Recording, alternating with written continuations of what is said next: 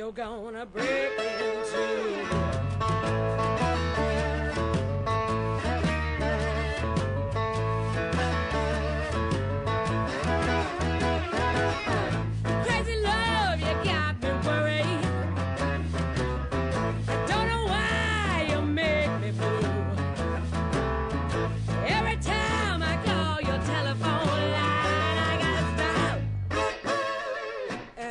Up on you.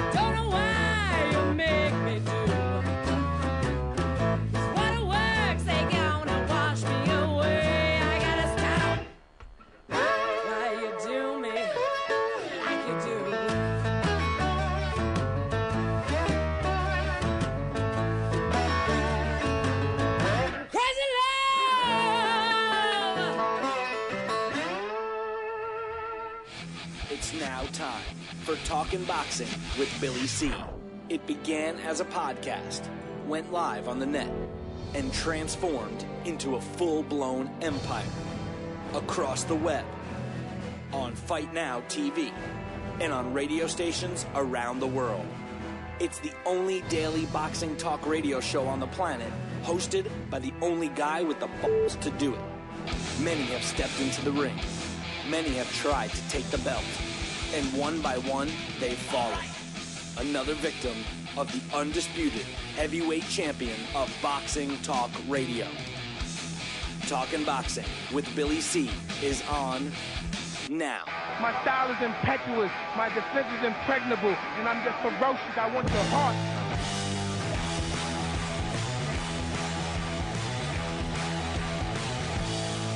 And we're coming to you live from the Billy C. studio in Lake George, New York. I'm Bill Caligiuri. It's time for Talking Boxing with Billy C. Good morning, good day, good evening, whenever you're listening. Hope you're doing all right.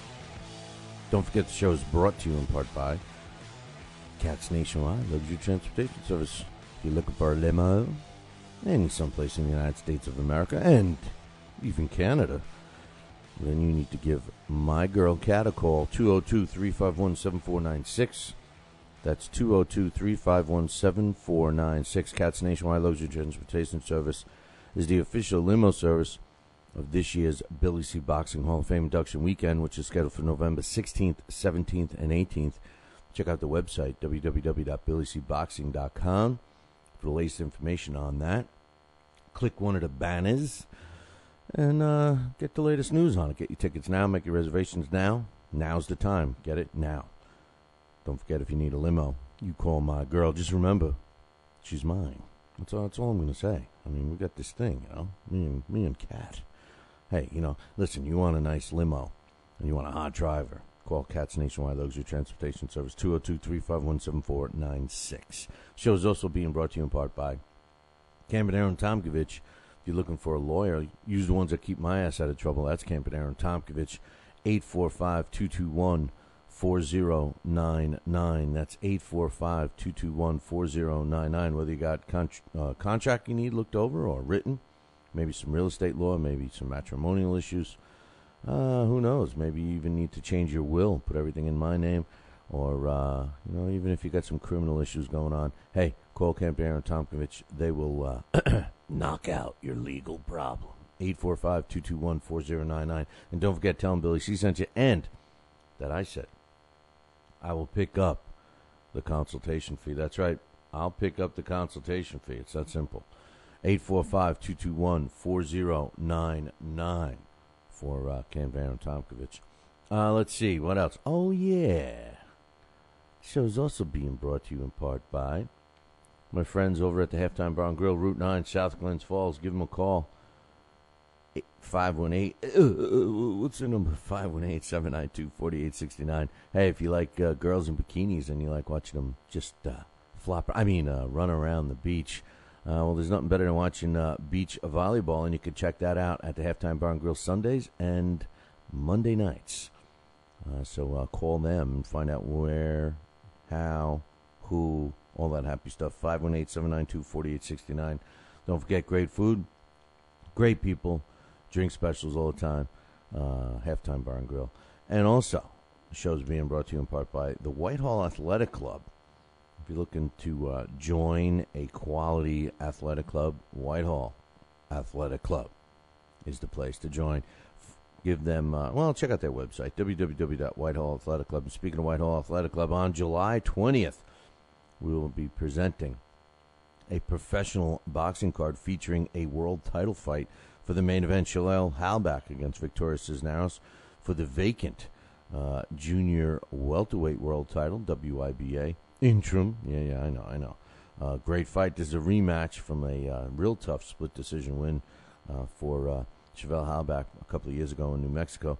The co-main event is Ronson Frank, undefeated contender in the light heavyweight division. He's taking on Harley Kilifane. So check it out. And, by the way, there's rumor that Ashley Theophane may be on that card. So July 20, get your tickets now.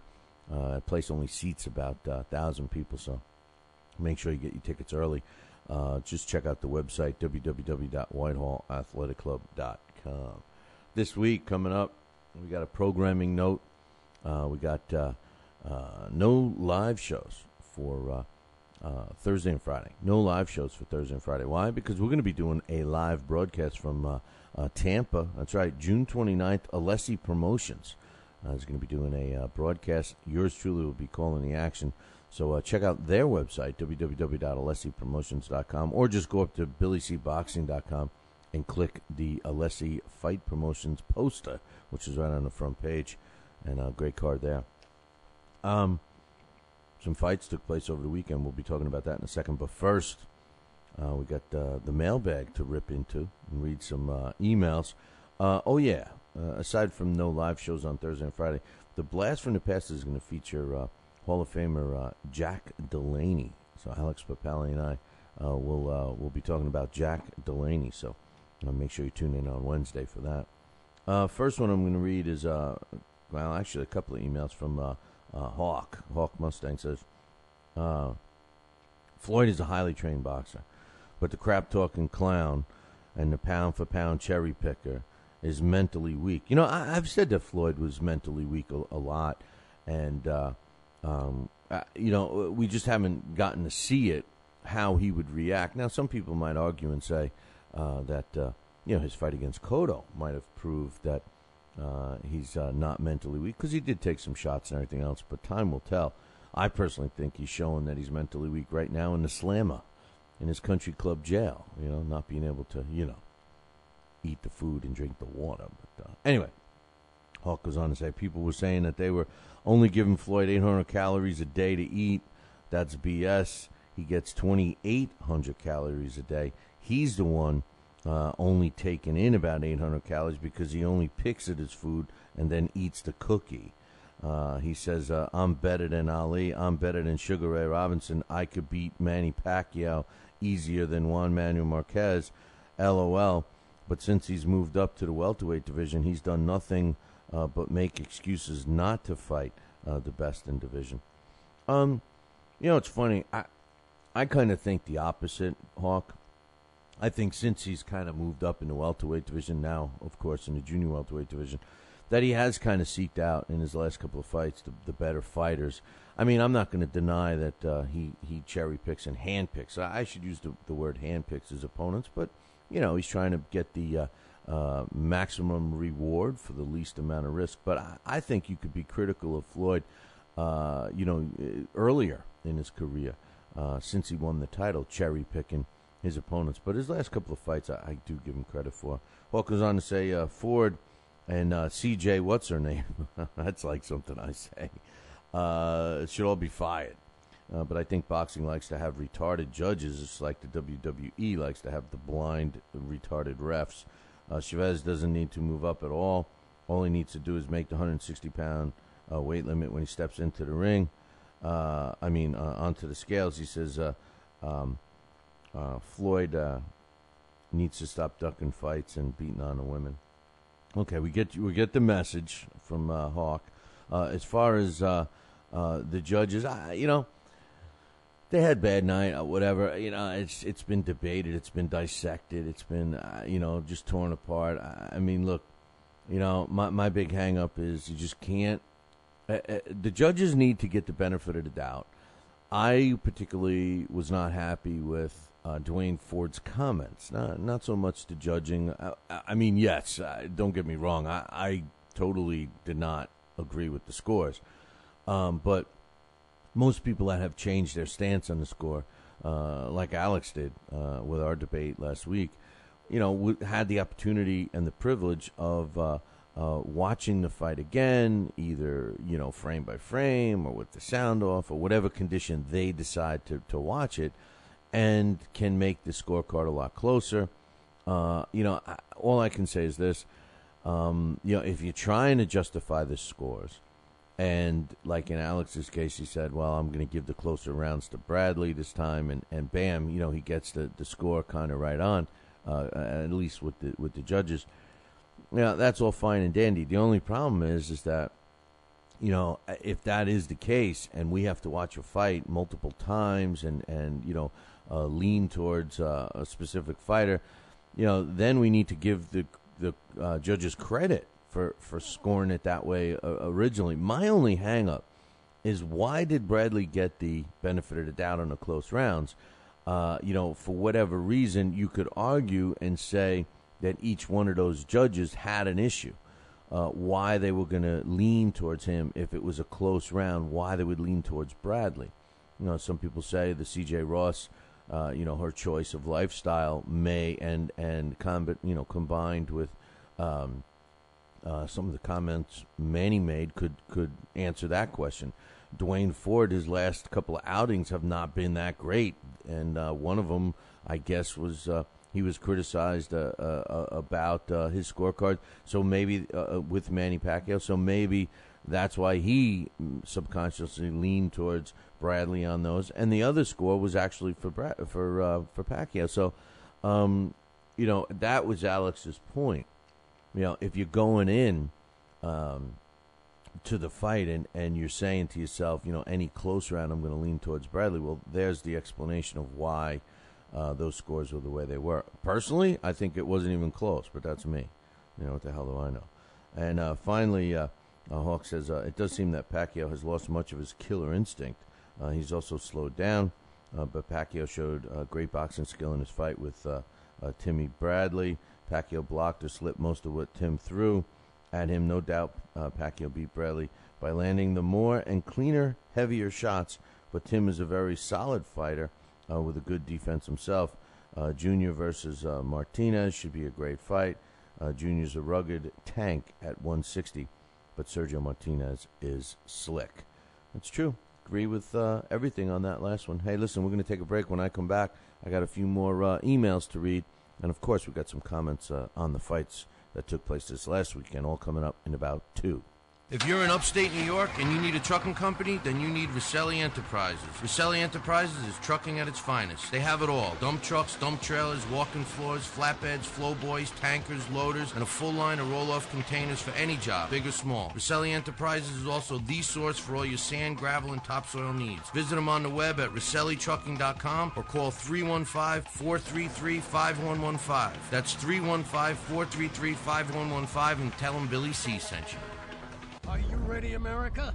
Then let's get it on with Fight Now TV. It's time, fight fans. Your channel has arrived. All the fights, all the names, all the action. From world-class boxing events to mixed martial arts showdowns and other combat sports matchups, Fight Now TV delivers the hits and more. Call your television provider and tell them you want to get it on with Fight Now TV. For more details, go to fightnow.com. We've got a great matchup tonight. Fighting out of the left corner is the #1 ranked contender. No, he is not. I'm sorry, but who are you? I am the ideal computer. I am programmed to provide only fair and unbiased boxing rankings. This fighter is the number 15 ranked contender. Fair and unbiased boxing rankings? That's a new concept. Actually, it is not. The IBO has provided unbiased computerized rankings for many years. Well, we've still got a great fight tonight, folks. In the left corner is the number 15 ranked contender. The IBO, the champion of integrity. Learn more at iboboxing.com. Check out BillyCBoxing.com now, or feel the wrath of the mighty mustache. Oh, that hurts. Why are you doing that to my face? I hate you. I hate you. That's BillyCBoxing.com. Consider this your warning. As a young boy, all Billy C. dreamed about was one day having his own catchphrase. And we're back. And we're back. One boy, one dream, one day, everyone will say. And we're back. And we're back. And we're back. And we're back. And we're back. And we're back. Catchphrase, coming soon to a theater near you.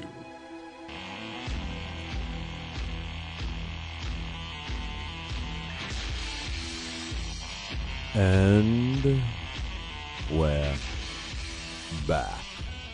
You are listening to the Talking Boxing with Billy C radio show.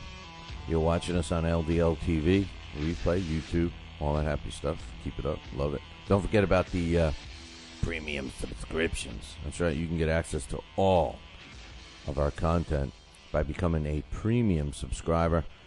You know, why would you do that? Well, you know what? For $15 a year, and to listen or watch the show whenever you want at your convenience, maybe when you're driving to work, maybe when you're bringing a kid to the after-school activity, you know, maybe when you're working out, maybe when you're on that treadmill or bike or whatever, you know, maybe when you're taking that hike, you want to listen to me make a fool of myself, you know, that's why.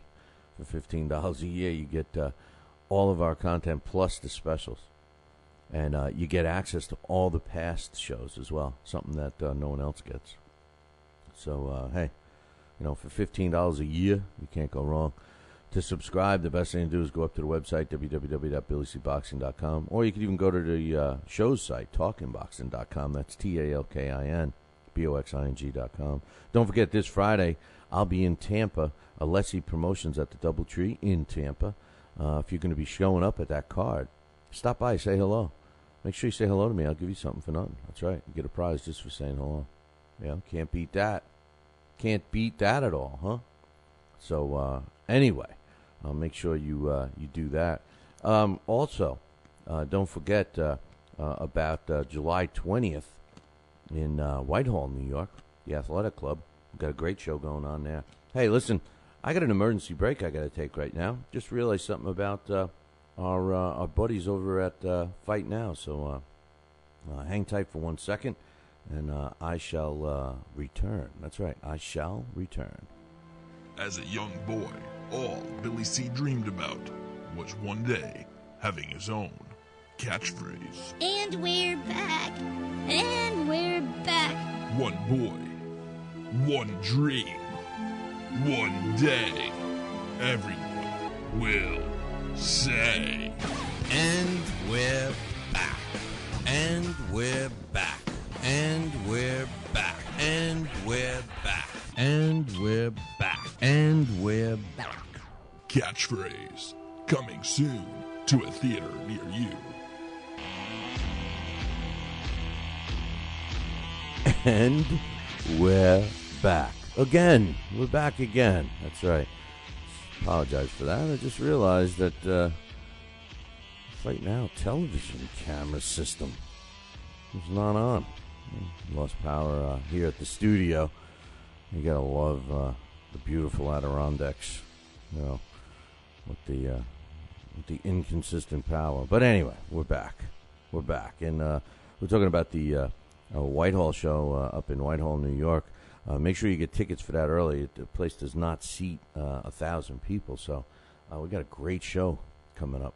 So check out the website, www.whitehallathletic.com. I wonder if I have a phone number there, but I don't seem to have a number right here. Just check out whitehallathletic.com and get your tickets now. If you feel like coming up and spending a weekend, I think it's a great time. Come on up with the fam. That's right. Bring the family up. It's near Lake George. It's about a half hour from Lake George. So bring the family up.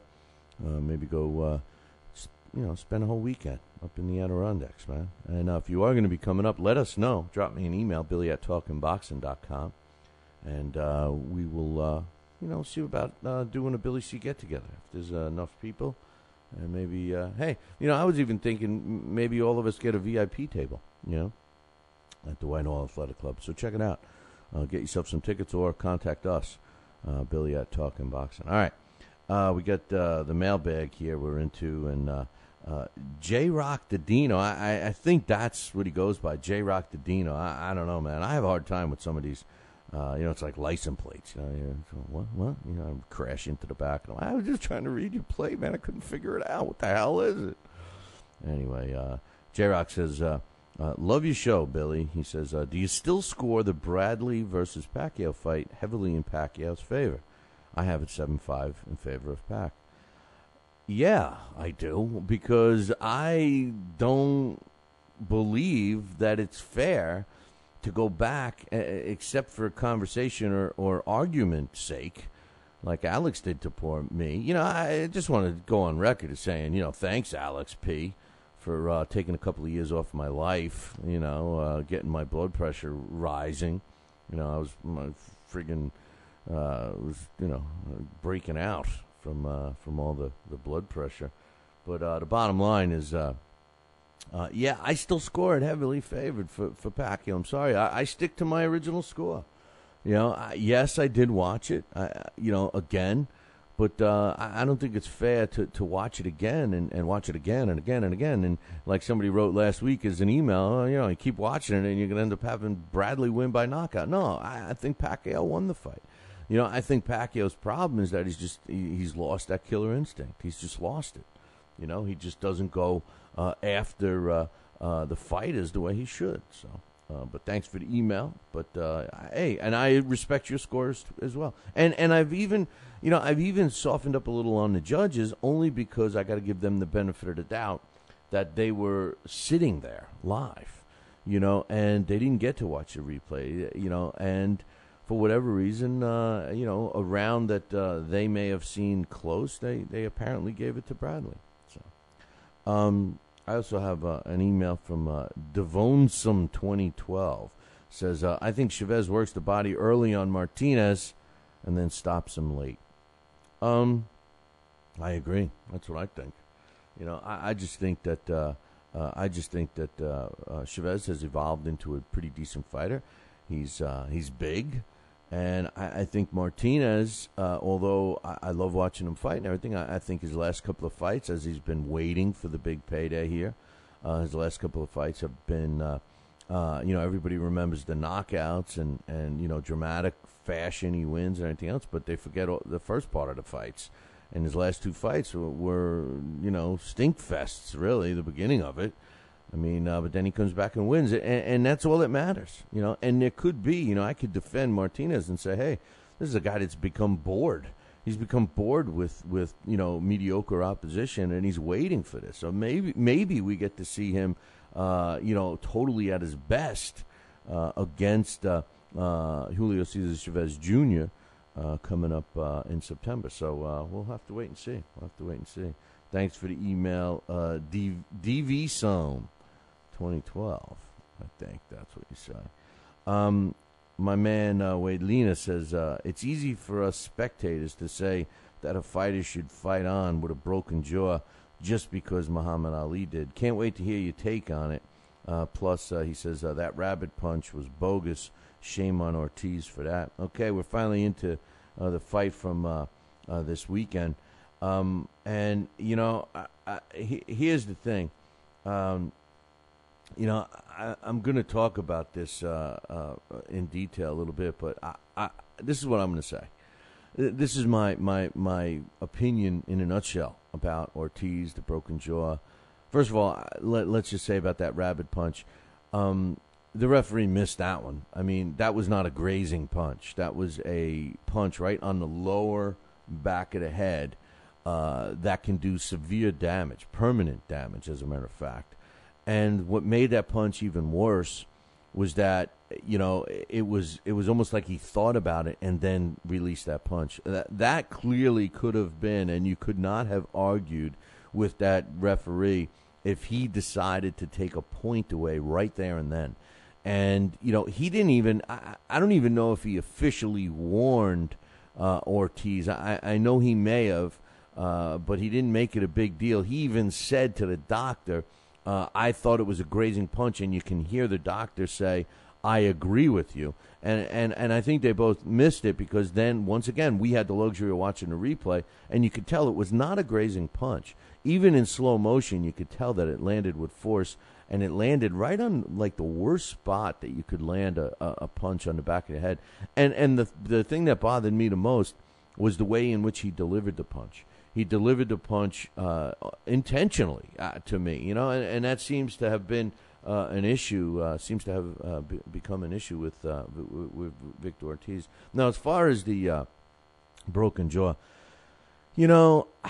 everybody has a level of a threshold of pain that they can withstand. Although we all want to see fighters finish the fight, on their feet, go out in glory, all of that stuff. It's hard to criticize a fighter that clearly has an injury. If it's a case where they're getting beat up and they're a bully and the schoolyard bully's getting his ass kicked and he just quits on his stool and or something like that's a different situation. No mas, gets frustrated, walks away. That's a different situation. But when your jaw is broken, when your leg is broken, when you break your hand and you can't, land a punch anymore, I think it's very hard to criticize a fighter. I mean, I have, but I think in retrospect, I think it's hard, I mean, first of all, Victor Ortiz broke his jaw earlier in that fight. Did not break it at that point in which he gave up. As a matter of fact, you see in between one of the rounds where he leans over and whispers in his trainer's ear, and his trainer returns and whispers back. That, I believe, was when the jaw was actually broken. Then he went out, and Lopez was landing some more shots on that broken jaw, which compounded the pain. And, he couldn't continue. I got an email from my man from Let's Talk Boxing, Armando, who incidentally helps us with, if you check out our website, www.billycboxing.com, a lot of times if I don't have a picture of a fighter or something for a news article or a fight result or something, I'll always throw up ring card girls, because I happen to love them all. And he's responsible for a lot of those shots, so I want to give a shout-out to my man Armando. And he was ringside for that fight and said that you could clearly see, Ortiz spitting out blood for several rounds before he quit. And he looked at it as, giving it his all. I'll give you some more on the broken jaw in a second. I got to take a break. And when I come back, we got some more on that. I got another email right here that's asking me about it. So I'll read that, and I'll give you some more thoughts on Victor Ortiz and his broken jaw and, of course, Josito Lopez. And by the way, who said that Josito Lopez was a really live underdog? I mean, yes, I did pick Ortiz because of the size, but I told you guys about Josito Lopez. I've been telling you guys about Josito Lopez for 2 years now. This kid's the real deal. And, to be honest with you, if more fighters were like Josito Lopez, boxing would be the number one sport in the world like it used to be back in the day. Are you ready, America? Then let's get it on with Fight Now TV. It's time, fight fans. Your channel has arrived. All the fights, all the names, all the action. From world-class boxing events to mixed martial arts showdowns and other combat sports matchups, Fight Now TV delivers the hits and more. Call your television provider and tell them you want to get it on with Fight Now TV. For more details, go to fightnow.com. Broadcasting in all corners of the globe, on the web and radio. He would scoff at a stretch of that man, I would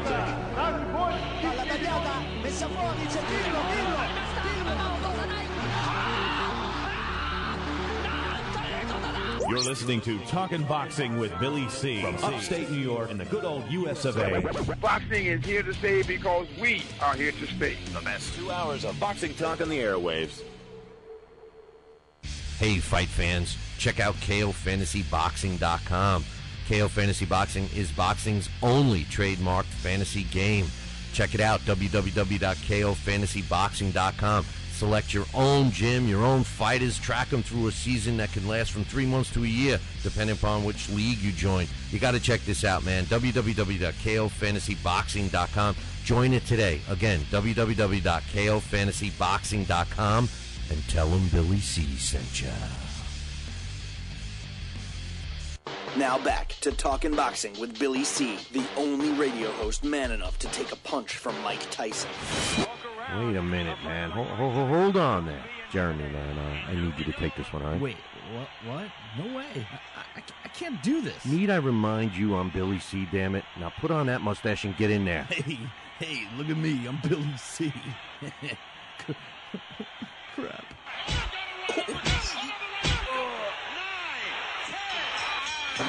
The undisputed heavyweight champion of Boxing Talk Radio. It's Talkin' Boxing with Billy C.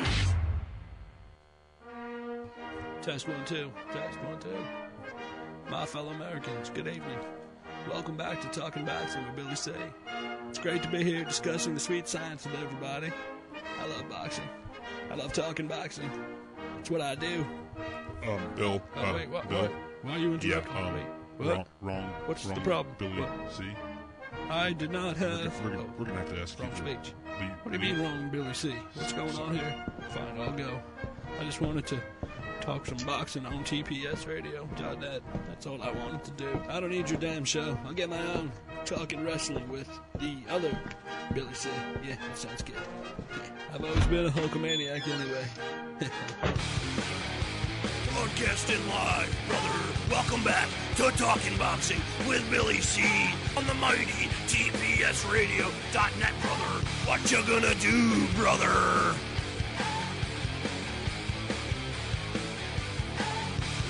And we're back. You are listening to the Talking Boxing with Billy C show. You're watching us on the Fight Now television channel. If you don't have Fight Now on your sports channel lineup, you need to call your local television provider, whether it be satellite or cable, and tell them you want the Fight Now channel added. That's simple. Pick up the phone, call them, tell them you want Fight Now right now. I do it every single week. I happen to have Time Warner, and they keep telling me, it's coming. I said, not quick enough, man. Get that Fight Now channel on my sports channel lineup. Hey, by the way, for all the information about the channel, visit the website, www.fightnow.com. We're talking about the fights from the weekend. Speaking of fights, this Friday, we will not be having a live show here on Thursday or Friday. Fight Now will be having a special show as well as all the affiliates, so don't worry about that. But hey, if you're not doing anything Friday night, you want to check out a great show on the internet, check out the show I'm going to be calling. It's going to be from Tampa, Florida, from the beautiful Doubletree Resort Hotel in Tampa. Visit our website, www.billycboxing.com. Click the Alessi Fight Promotions fight poster, which will be right on the front page to the right. And that'll take you to the Alessi Promotions page. That'll give you all the information about the fight card and how you can watch it. And also, mark down on your calendar, especially for everybody in the Fight Now audience and beyond, Whitehall Athletic Club, July 20th in Whitehall, New York. It's about an hour and 20 minutes or so north of Albany, New York, about a half hour outside of Lake George, New York. It's near Rutland, Vermont. It's a beautiful place, Whitehall Athletic Club. We're going to have a great show there July 20th. It's on a Friday night. check out WhitehallAthleticClub.com. Look at your favorite website, which, of course, better be BillyCBoxing.com, for a press release, which will be out later on today. So check that one out. I'm reading the emails from the mailbag, and I got one from James Keister. He says, I got to say, hey, first thing about James Keister, I see you do a food blog. It's called On My Plate.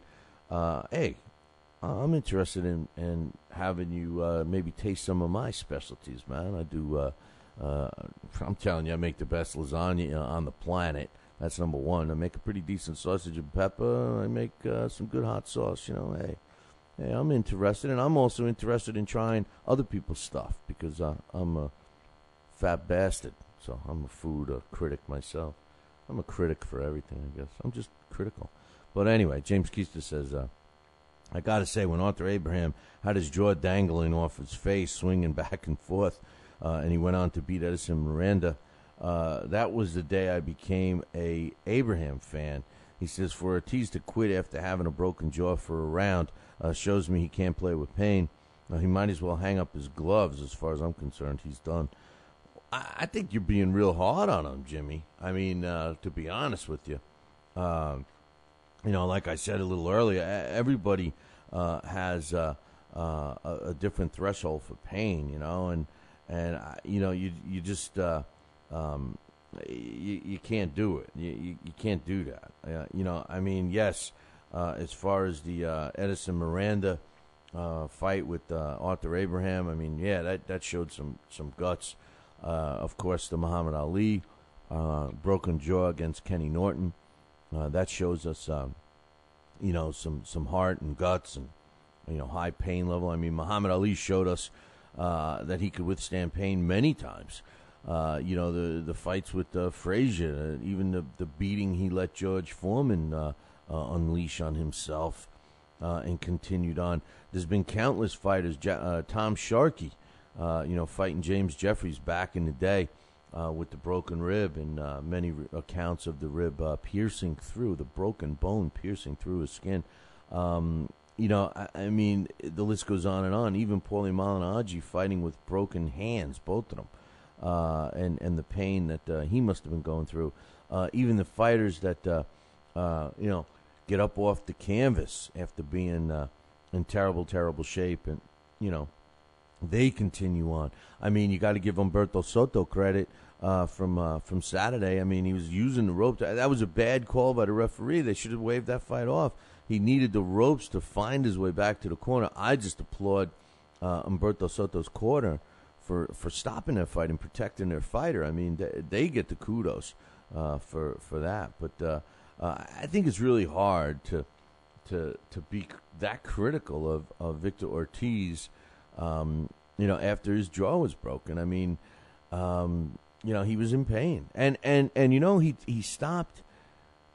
And listen, I thought he showed. I thought he showed a lot of chinks in his arm. He showed us he has no defense, and maybe he's a little overrated to begin with. He's an exciting fighter, but he seems like a genuine nice kid, and what he did, which I give him respect for, and I give him a lot of credit for, is as he's leaving the ring, he swings by and says, he broke my jaw. Josito Lopez broke my jaw, like that, and he was taking it in stride. He couldn't continue. He had $1 million purse, $1 million payday easily on the line. I mean, the amount of pain that he must have been in, you could look at it one of two ways, and ironically enough, should he been able to have continued, he probably would have gotten the nod on the card and everything else. But I don't know, man. I think the masses are being pretty critical of Victor Ortiz. Broken jaw is a serious thing. I mean, it's like the same thing that happened with Yuri Foreman. He's limping around the ring, and everybody's giving him accolades, and we're applauding him from going on. But only the referee. I mean, he was putting that fighter in danger by telling him to suck it up and to continue and everything else. And his corner was putting him in danger for letting him go and continue. And, we as fans, we're applauding it. We're loving it. We're saying it's for heart and everything else. I mean, who knows if, depending upon I haven't heard any updated reports on the broken jaw, how many, if it was broken in multiple places, where it was broken. I just think it's real. I don't think it's fair. And I think that literally the scumbags that were throwing stuff at Victor Ortiz when he left, I mean, really showed some acts of classlessness. Here I am. I'm critical of a guy like Floyd Mayweather being classless, and we got several fans throwing beer and other stuff at Victor Ortiz as he's walking out of the arena. I thought that was a classless act, but being tough on him, Jimmy. Being tough on him. Bobby says, I used to think Martinez would spank Chavez, but that was before Junior got bigger, both physically, mentally, and tactically. I got to give, my man Boxing for Free comes in to the chat room, sparse crowd. Yeah, it is. It is. We got people chasing everybody away, so I apologize for that.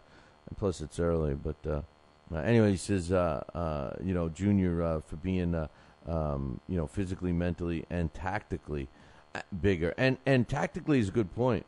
He has added some stuff slowly in his arsenal. And he's doing it step by step, which I think is smart, too. He says, I'm not sure Martinez will be active enough to put enough hurt on Chavez to keep him hurt and keep him honest to secure a victory, or at least keep his ribs intact. On the other side of the coin, I've yet to see Chavez deal with constant movement, slickness, and speed that Martinez will bring with his power. So it'll be a good fight. I agree with you. It is going to be a good fight. The question is can Sergio Martinez stay away from him as long? Chavez Jr. has been showing me that he's relentless. And he does a pretty good job of cutting the ring off. And despite Sergio Martinez being in fantastic shape, he is still 38 years old, and he will be fighting a much bigger guy. So it'll be curious to see their fight. Hey, that's what I said in one of the shows last week. Truthfully, Julio Cesar Chavez Jr. is really the next big star in the sport of boxing. You got Floyd, you got Manny, and who's number 3? I mean, realistically, people could argue and say Sergio Martinez, but that's not true. When I say biggest star, I'm not saying best. I'm not saying pound for pound. I'm saying who's the next most recognizable fighter, and you could argue and say it's Chavez. I think he's more recognizable than Saul Alvarez because a lot of people in the United States know him because of his name. Bobby goes on to saying, how about Ortiz? Everyone call him a quitter. I'm not so sure I'm not so sure he's as chinny as everyone believes just because he quit on his stool. First of all, I saw Ortiz look sluggish and sloppy and not aggressive at the outset of this fight. He let Lopez gain confidence into the fight, and his defense was like Swiss cheese. I agree with you there, man. His defense was zilch. Now on the quitting, he says, I believe Ortiz probably could have won on his bicycle. His jab looked great, but wasn't in the ring. But he says, I wasn't in the ring with my jaw broken open. And that's the key, man. Bobby hits it on the head right here. Everybody wants to see these fighters fight through pain, but a broken jaw is bad. A broken rib, a cracked rib is painful. A broken hand and needing to use that hand. I mean, it's hard. I mean, you like to hear that guys will fight through it, but it's hard to be critical when they don't. Bobby goes on to say, I think all the hate is dedicated to Canelo now because he's got to look for yet another opponent. But let's face it, if Ortiz looked like he did against Lopez, what makes anyone believe it would have been a contest at all? He'd be annihilated. So now Canelo is stuck choosing someone in a pool of Trout, Molina, Canine, or Lara, all high risk and low reward fights. But the best would be Trout, considering he could potentially unify some belts. Cotto won't happen unless they move the date to November or December, so he's out. I agree. after watching Victor Ortiz fight, thanks for the emails, Bobby. Looking at Victor Ortiz in that fight, prior to him, stopping the fight, I was thinking the same thing to myself. I'm saying, wow, not that I think Canelo is that great, but I have said, and I do believe that he's very technically sound. I mean, this is a guy that his hands are up. He delivers punches very straight, and he's got some hand speed, and the way Ortiz did look sluggish. He looked slow. When he did exchange, I mean, it seems like he wants to exchange, but he was getting caught. Yeah, I agree. I think Canelo showed that he would have, if the same Ortiz got in the ring, he would have come out on top. And what I thought was priceless was the camera shot, and I'll be talking about that later, but the camera shot of Richard Schaefer, his wife, Oscar De La Hoya, and Saul Alvarez when they announced that Josito Lopez won, when they announced basically that Victor Ortiz quit. The camera zoomed in on them. They were all sitting ringside, and the looks on their faces was priceless to me. They all were just like, huh? And it was like a collective, oh no, man, we just lost $1 million at least each, whatever they were going to make on that fight, especially Canelo. He just shakes his head, I mean, I thought that was great. I thought that was great because, these guys try to, whatever. But anyway, I got another email from Jiglin. Jiglin says, Burt Gilroy, man. Wow, I'm getting an email on Burt Gilroy. Great stuff. Burt Gilroy, obviously, if you guys don't know who he was a Scottish fighter, actually Italian, that was Italian descent, but he was a Scottish fighter. And fought a lot of tough fighters. Never gets the recognition. BoxingForFree.com is telling me he's going to eat breakfast, but he's still listening. Thanks, man. Glad someone is. But Burt Gilroy, we have a book courtesy of PrizeFightingBooks.com that we've given away, and it's an interesting story. It was written by his family member, so it's always in a positive note, and it's always I'm enjoying hearing somebody else talk about him because you wonder, how many people think of him. I even asked people at the International Boxing Hall of Fame, what they thought of Burt Gilroy, and some of them never heard of him. Some of them say he was a regional fighter at best, and others say he was the most avoided fighter in boxing. And Jiglin says Burt Gilroy was called to make weight, dropping about 10 pounds in less than 2 weeks before the Marcel Cerdan fight. He was beaten in negotiations. Burt was the most cheated fighter in British boxing history. He was 10 years on top of his game, literally, and he couldn't get near the champions. His story should be made into a film.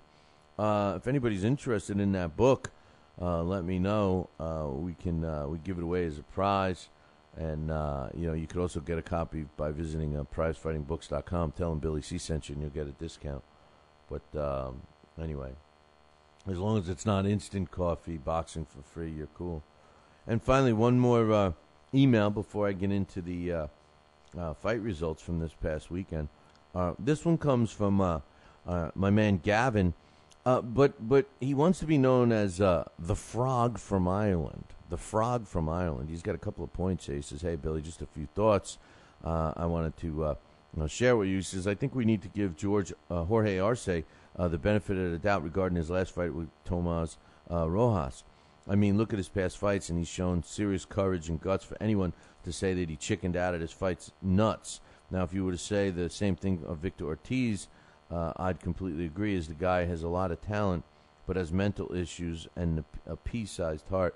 Well, Frog, you obviously were, I'm hoping you were listening to the first part of the show and heard my thoughts on him.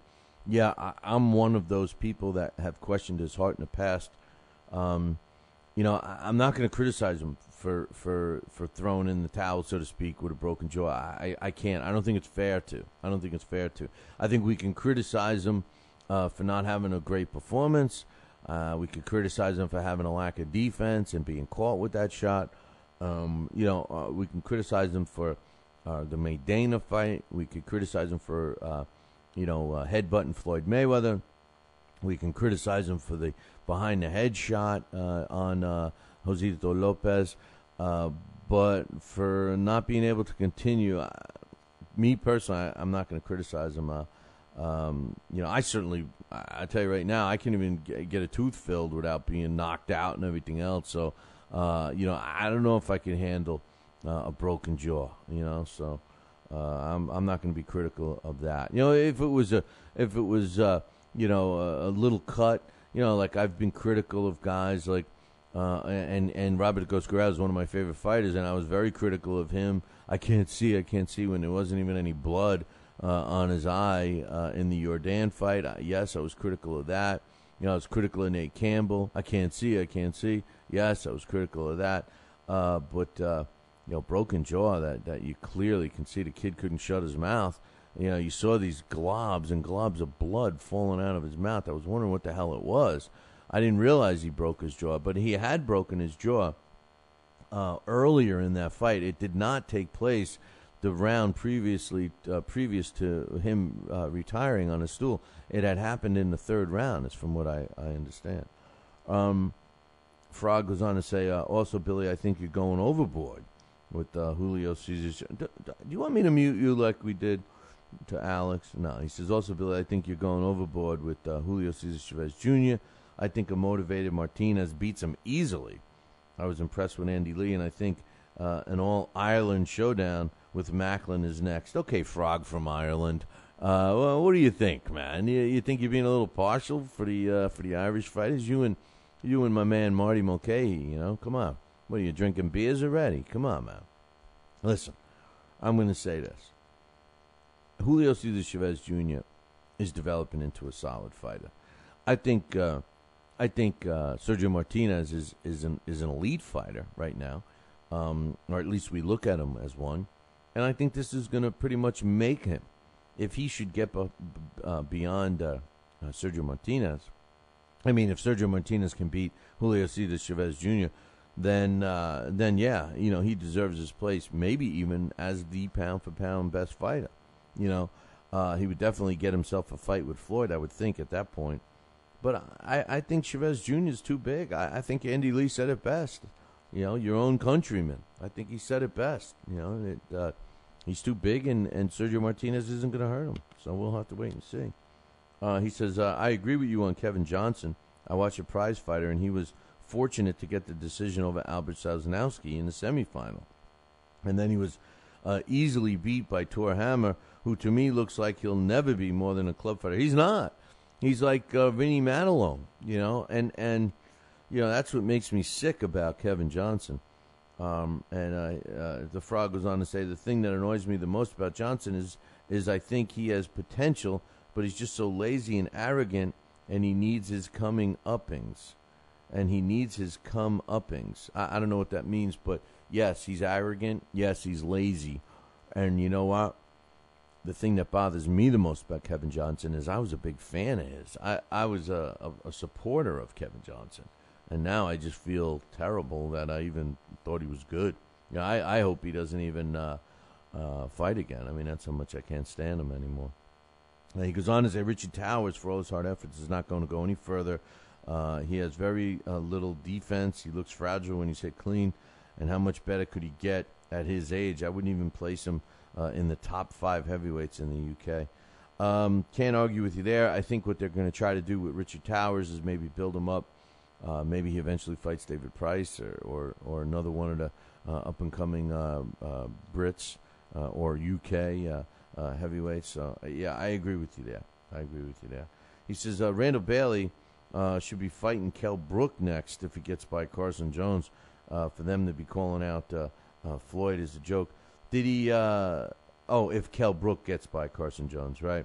The thing about Randall Bailey is that his ridiculous manager, Cy Stern, ruined it for him. And, listen, in boxing, it's about money. It's about risk versus reward. And in their mind, and I'm not saying they're wrong about the thought process, in their mind, he deserves a big payday, which I agree with. He's paid his dues. He's been a champion in other weight divisions. He's 38 years old and all those things. But to come out and show your hand and start demanding money in a game that you're playing with the sanctioning bodies and how they strip people and everything else, you just put yourself and your fighter behind an 8 ball. They should have never done that.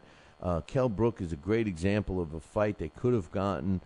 He's with a promoter that has some decent money, but Randall Bailey could have very well have scared the Team Brook away. So we'll have to wait and see what happens with him. He says, I'm very impressed with Guillermo Rigondeaux, and I'm wondering what you make of him. I think he's fantastic. He looked really good in his last fight. I hope that we see more of him. He's the exception, not the norm. A lot of people say, well, he's not that good. He's only got so a handful of professional fights. Yeah, but, these Cuban fighters that, had extensive amateur careers, you're talking extensive. I'm talking 200-300 fights, fighting the world's best in all these tournaments outside the Olympics. And when you look at some of these other fighters that turn pro and they get hand-fed tomato cans for 20, 30 fights, who's better?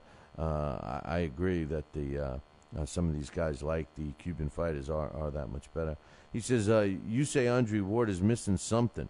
Well, Bill, that something is that he's a miserable, and I'm not going to say the word because I can't on television, but it's the C word, and I don't mean cancer. It's the C word that women hate. He says he's a miserable, and then that word, who bores me to death despite his talent. It's true, and that's what everybody says. It's a shame because he does have a lot of talent. He displays his talent. Andre Ward has it all. He's the complete package. He's got defense. He's got speed. He's got power. He's a young kid. He's a great guy. He's a great role model. I like him, but he is missing it, whatever it is. And finally, last but not least, from this War and Peace email, he says maybe you should do fans of favorite 5 fighters of all time, and maybe talk about one every day. So he's got an idea that we should ask you guys, the fans, to give us your top 5 favorite all-time fighters, 1, 2, 3, 4, 5, and get the average and talk about the top 5 favorite fighters of all time. I'd be willing to do that if you want to. That's a great idea from the Frog from Ireland. So send me your top 5 all-time favorite fighters in the order in which you believe they are. Your favorite, then second, third, fourth, and fifth. We'll compile them. I'll give you my top 5, and we'll do them once a day. We'll do the top 5, and we'll do a countdown. On a Monday, we'll start off with number 5 and work our way to the top favorite fighter that you guys think and the top favorite fighter that yours truly thinks. Hey, I'm going to take a break. When I come back, I got the fight results. I got some news. Man, I want to talk about that Antonio Tarver thing.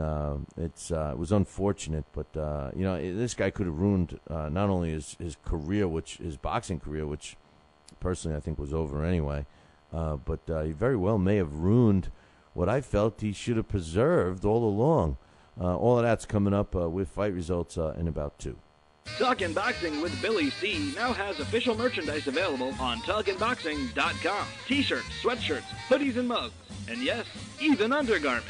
Talkin' Boxing apparel is the perfect gift for the boxing fan in your life. Log on to www.talkinboxing.com.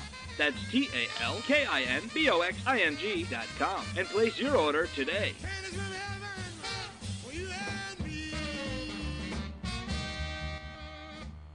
Join us here for 2 hours as Billy and the gang do what they do best. Every time I start talking about boxing, a white man got to pull Rocky Marciano's ass. Rocky Marciano was good, but compared to Joe Louis, Rocky Marciano ain't.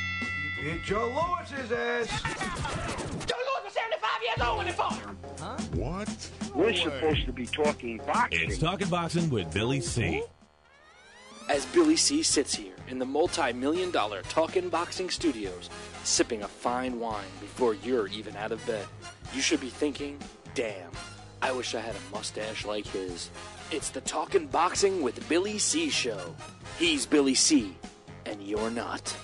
Sucks to be you.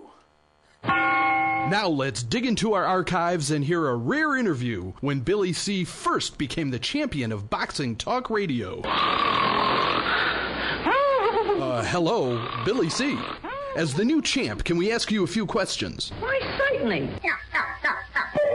Okay, your fans would like to know how you and your corner have successfully walloped the competition. We're not ordinary people. We're morons. Anything else? I'm a victim of circumstance. Did your success finally come when you made the show 5 days a week for 2 hours? What do you think? I'm trying to think, but nothing happens.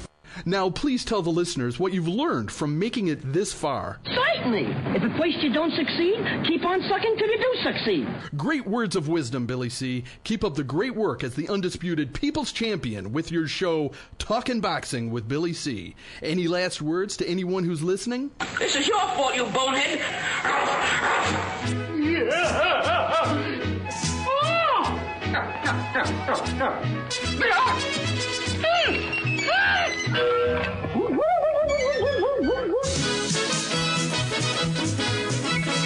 And we're back. You are listening to the Talkin' Boxing with Billy C show. You are watching us on the Fight Now television channel. Glad you could join us.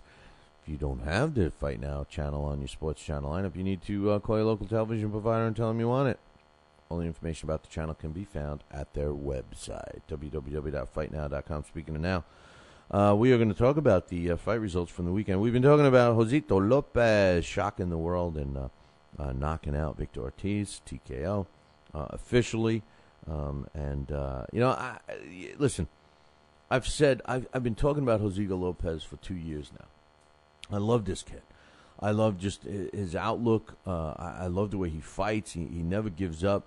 If boxing had more fighters like Josito Lopez, or Josito, however they say it,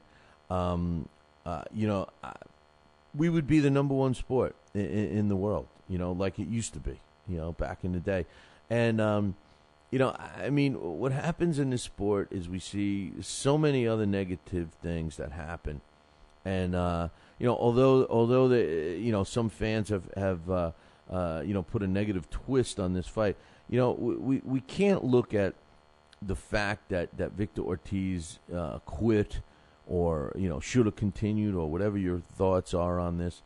What you need to be looking at is what a good blue-collar, guy with the size of his to the size of an elephant. I mean, Josito Lopez is what we want in this sport of boxing. If half the fighters were as good as Josito Lopez in terms of his outlook and how he comes to fight and prepares for a fight, we would be that much better. The only negative thing about Josito Lopez, I was glad to see that he was with Henry Ramirez. If you remember the name and recognize the guy, he works with Chris Arreola. But the thing that bothers me is who the hell, John Scully, and I forget the names of the guy, but he's the black guy with the two sons that are in every single camera shot. I can't stand seeing those guys on TV. And ever since Scully came on a post-fight show and he was being adamant about them, it's so obvious that they find their way into the camera shot. And I don't know why, these networks don't throw them out. How do they get up there? How do they even get in there? I don't know. I don't know. It takes away from it. He said he was going to shock the world. Josito Lopez did. He walked out of there with the silver belt, which the WBC is critical of interim belts, but make no mistake, the silver belt is an interim belt. Yes. Victor Ortiz says, yeah, Josito broke my jaw as he was walking out of the ring. He says, I couldn't close my mouth, and it was real painful every time he touched me. When he said to the referee that, I can't continue, he wanted to make sure that referee said he broke his jaw. and I think in Victor Ortiz's mind that he just wanted people to know that he broke his jaw, he was in excruciating pain, and yet it still backfired on the guy. So nonetheless, we'll see what happens with his future. In the co-main event, we had a great fight. By the way, Josito Lopez improves to 30 wins and 4 losses, 18 coming by knockout. Victor Ortiz, he drops the 4th fight of his career. He's now 29-4 with a couple of draws. 22 of his wins came by knockout. At the time of the stoppage, the scores were kind of weird.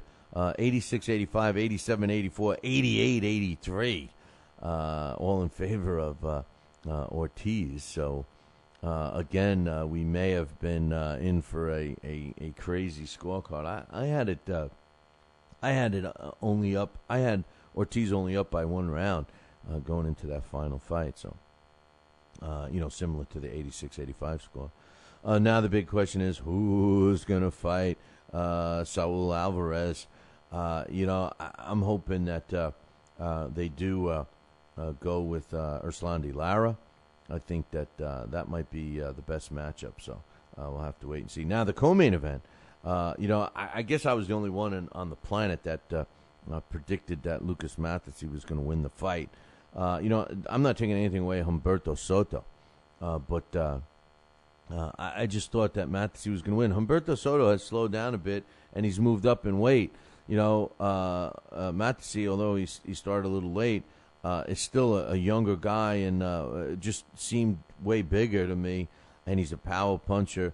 The fight was interesting. The best part of this fight was the fact that Humberto Soto's corner saved him. They knew he was in trouble, and they waved it off. And, I'd like to see more of that. I think the referee gave Humberto Soto the opportunity to get back to his corner. He certainly gave him that when it was clear that Humberto Soto could not walk on his own.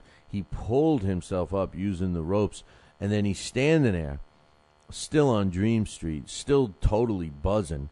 And the referee's like, come on, you got to let go of that rope, walk forward. And Humberto Soto was like, one of those cartoons, put one step forward, one step in front of the other, whatever that Christmas show was. And he's like, he did the Herman Munster walk, took 1 step, then 2 steps. And the referee says, okay, ring the bell. And then immediately grabs onto that rope and follows the rope back to his corner. He sits down. His corner was asking him several times, are you okay? Are you okay? He was non-responsive. And they said, that's it, we're stopping the fight. And I thought they did the right move, save the kid for another day. He goes out sitting on his stool, and, he was finally came back. Even, before they made the official announcement, he was back and seemed like he had his wits about him. But great move. You got to applaud Humberto Soto's corner for looking out for their fighter. And that's their job, man. That's their job. A lot of times we see these corner guys being real brave for their fighters. Letting their fighter take a beating, and it's the same thing as a lot of you guys, being real brave and being real tough about Victor Ortiz, criticizing him for not going out with a broken jaw. But my question to you is, would you? Would you go out there? I made a statement about Floyd Mayweather doing jail. If I was stupid enough to do something, I'm willing to do the time. If I'm going to be stupid and do something that's against the law, I am going to do the time, and I will keep my mouth shut. That I can promise you. But I can also tell you that I don't know if I could handle my jaw hanging down to my shorts and continuing with a fight. I give Arthur Abraham and Muhammad Ali and the countless others that have done it. But I ask you, would you? So before you're critical of Victor Ortiz, ask yourself that. And then you could argue with me and say, well, listen, I'm not a pro fighter. That's what they sign up for. Well, that's a matter of opinion, I guess. Matthysse improves to 31-2 with 29 knockouts. And Soto, he drops his 8th loss of his career. He's now 58-8 with a couple of draws, 34 knockouts. So on the undercard, there was some fights that we didn't get to see. And an interesting thing, I had set my, what do they call it, a DVR or something? to record this card, and I I'm in the habit of waking up at 2 a.m. So, I usually watch the fights, at 2 a.m. So they had the Showtime does the undercard bouts on Extreme, right? So it was on my television, schedule or what have you. So I record and everything else, and that night I happened to have been up when the preliminary bouts were starting, and I noticed that it wasn't recording, and I go to the channel, and the guide on the guide, the guide part that says what's supposed to be on, said Showtime Extreme undercard bouts, but what was playing on the TV was something else. I don't know what the hell it was. No disrespect, but some gospel guy or something like that. And do you know that the technology of the DVR was smart enough not to record that? I thought that was fantastic. So I missed all the undercards, but I'll give you the result. Jermell Charlo knocked out Dennis Doolin in the 5th round to improve to 18-0 with 9 knockouts. And Doolin drops the second fight of his career. He's now 14-2. The official time was 1 minute and 12 seconds of round 5.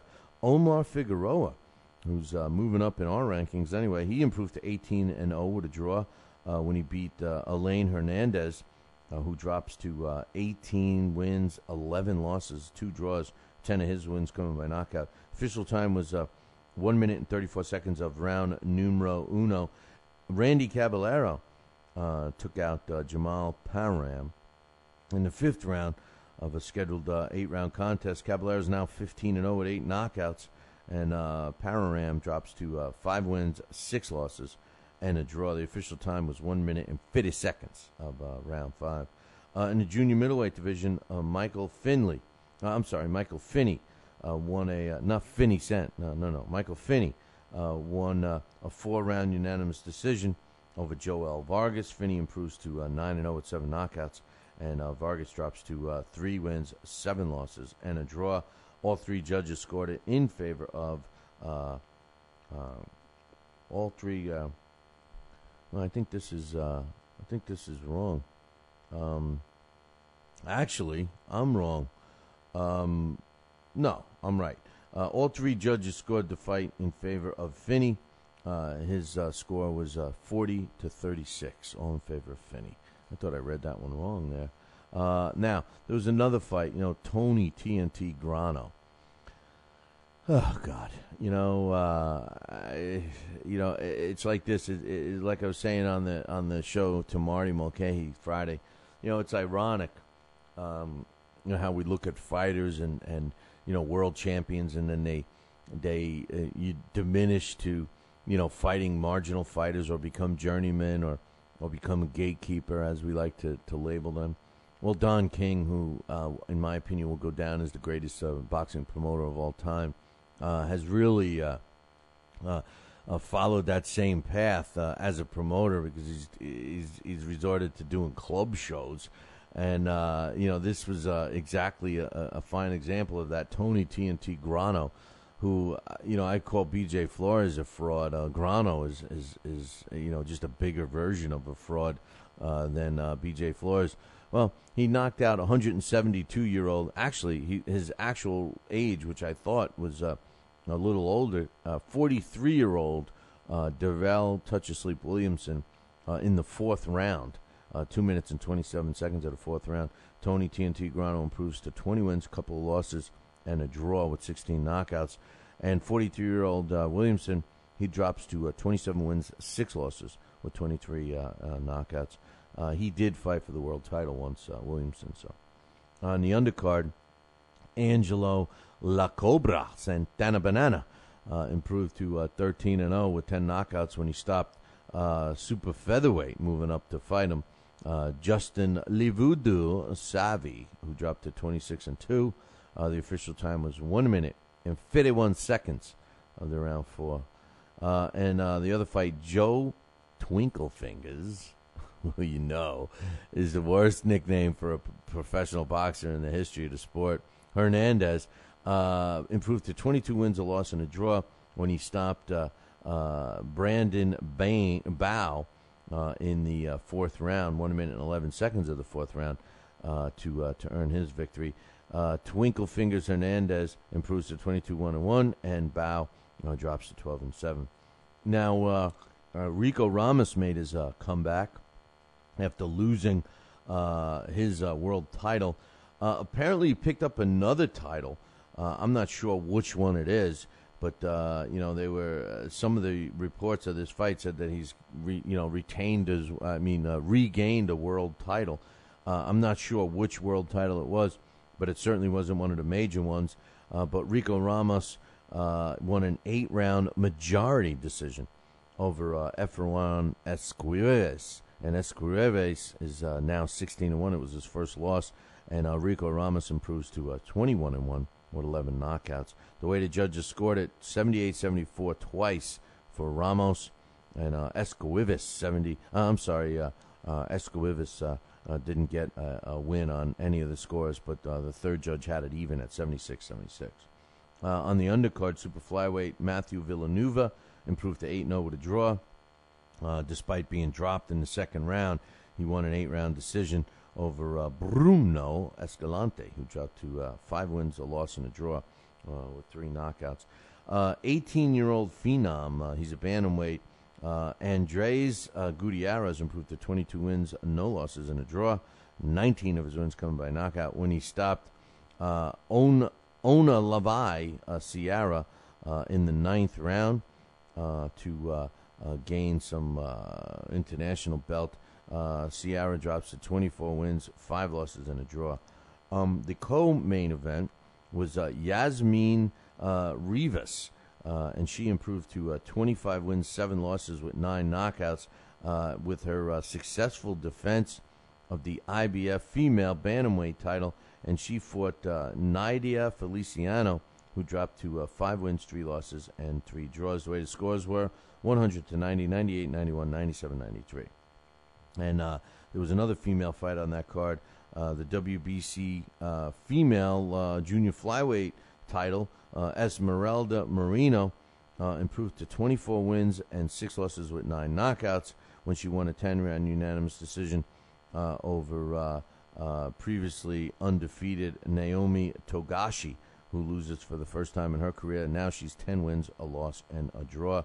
The way the judges scored that one was 98-92, 99-94, 97-93, all in favor of Moreno. Also on Saturday, 2 joke of a fights. Number 1, Hector Camacho Jr. I loved some of the press on this fight. People saying, oh, his long-awaited return, his well-anticipated return. Everybody wants to see Camacho Jr. Yeah, like who? Aside from his family, who wants to see him? And this just goes to show you, it was in Texas. Now, Texas is under a lot of fire with the commission and everything else, and rightfully so, because check it out. Hector Camacho Jr. Improved to 54 wins, 4 losses, and a draw, with 29 of his wins coming by knockout, mostly fighting marginal, if at best, opposition.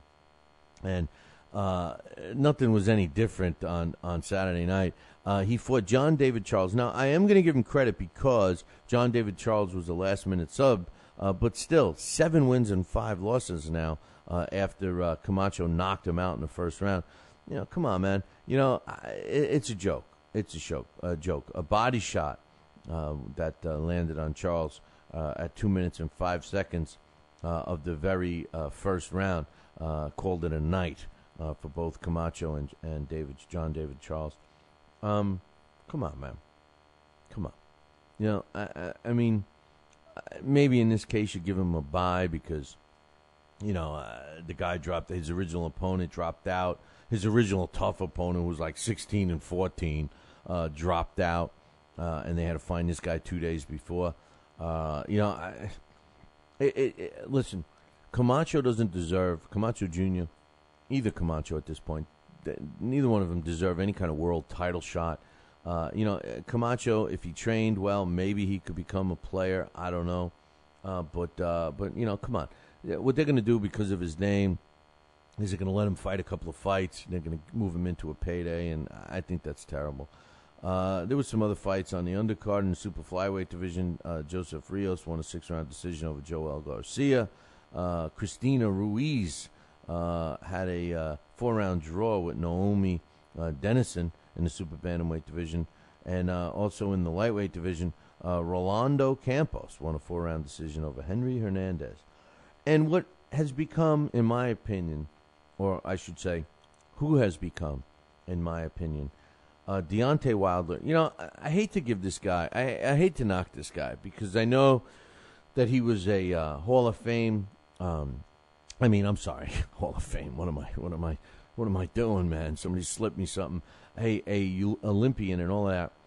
But man, you know, first of all, I know he's a tall guy, but he's small, man. He's like 200. I think he weighs 210 or something. And they're clearly, first of all, he lives in Alabama. And Alabama didn't have a boxing commission, right? So Deontay Wilder, since he wants to fight in Alabama, he decided to start his own boxing commission. And I think that's what he did.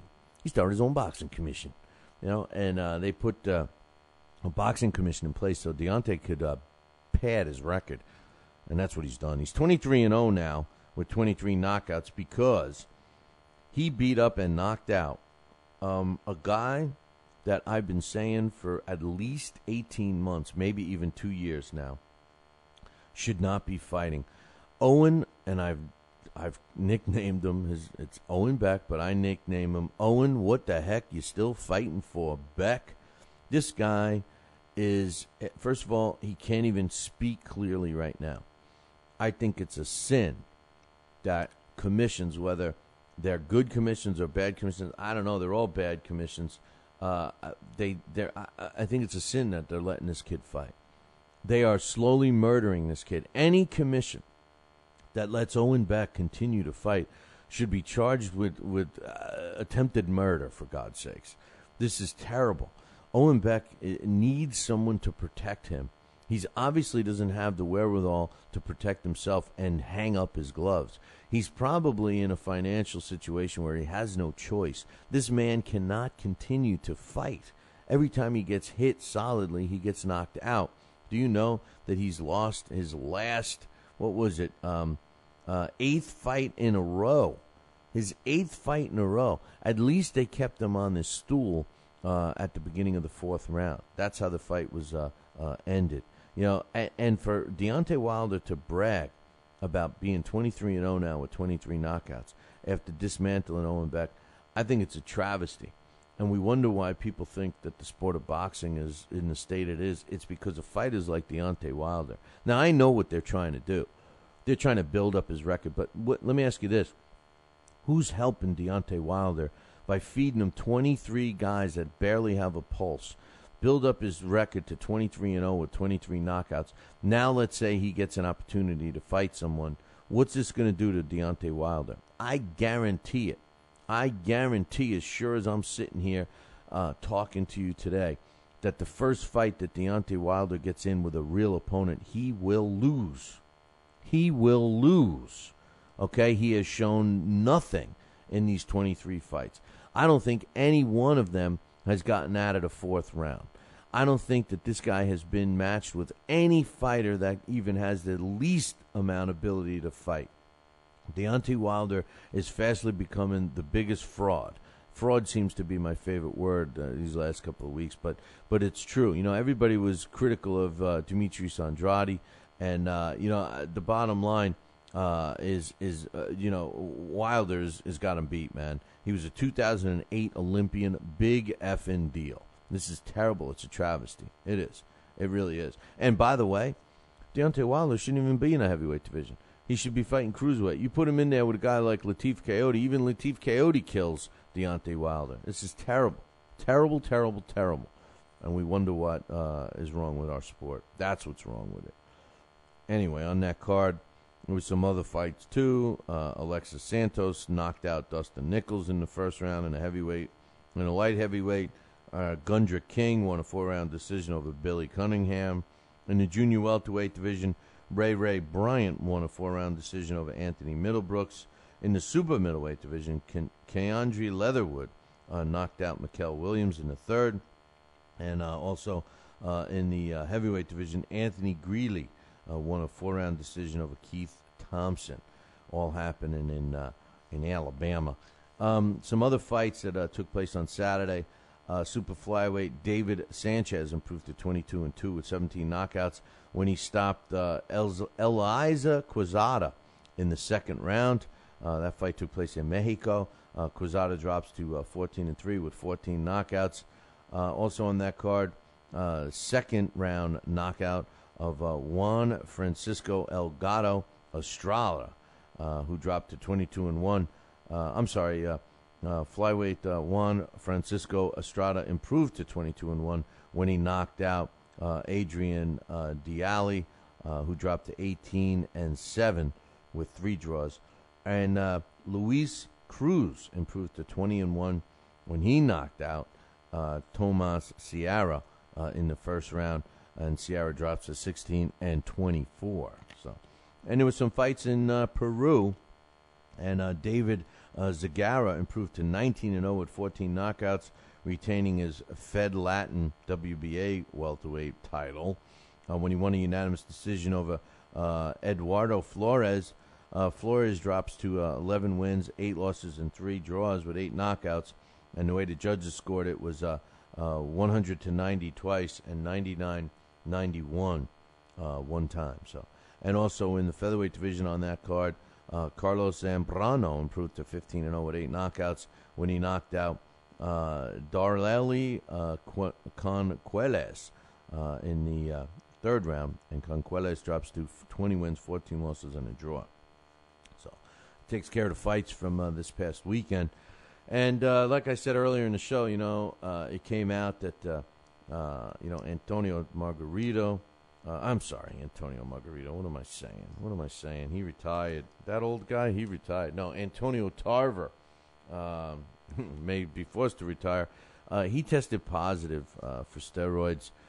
It was released late Friday that he earned $1 million for his fight against Latif Coyote. He was fined $2,500. His A sample of his pre-fight urine test tested positive, and he claims, and he made a statement, would not answer any phone calls on Friday, but he made a statement that said, "Today's news of a false positive caught me as well as my family and supporters by surprise. I apologize for the embarrassment it has caused." He says, "I'm going to appeal and submit to the California Commission everything I've consumed prior to June 2nd that could have caused this honest mistake. I have always been a proponent of a clean sport and an advocate for the most rigorous drug testing in the sport. I'm confident that my fans will see that I was not at any time attempting to gain an unfair or illegal advantage in my performance." My first comment, and then I'm going to finish after this break, but my first comment is, I don't know if the fans are thinking that, Antonio. You had a sample, it tested positive, and it's not looking too good for you right now.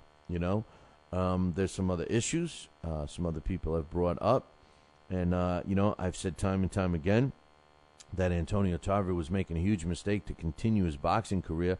What made him want to continue his boxing career, I don't know. But maybe this is a reason why he felt he could continue. And all I could say is now, this guy, because of a stupid move, 2 stupid moves. 1, continuing in the sport, and 2, apparently taking a performance-enhancing drug, very well may have canned the career I felt he should have been focusing on, and that was his ringside analyst position with Showtime, which he did a fantastic job. All of it's gone up in smoke right now. It's a good thing he made $1 million, because he's going to have to live off that for the rest of his life, which could easily be done. Talking Boxing with Billy C. Every week, 2 hours of the best boxing talk on the radio. Mike Tyson looked like he put on some pounds. He was fat. He went into McDonald's and he just said to them, "Hey, give me 6 of everything on the menu." He put on 2 watches and covered 2 time zones. I'm talking fat here. Got on a scale the other day and it said, "Come on, one of you guys got to get off." Last thing I heard is that he jumped into the ocean and he left a ring around the continent. He's fat. Boxing with Billy C. Now back to Talkin' Boxing with Billy C. He may not have an Excellence in Broadcasting award, but the night's still young. And he's got martinis. So you never know what may be by morning. It's Talkin' Boxing with Billy C. Talkin' Boxing with Billy C. The one, the only, Don King. Makes me feel good, Billy, to have you, the number 1 show in the country, Talking Boxing with Billy. So I invite each and every American that's listening to this great show to tune in, because we want you to be there with Billy and me. St. Jimmy's coming down across the alleyway. Up on the boulevard like a zip gun on parade. Lights on the silhouette. He's just a buttonette. Coming at you on the count of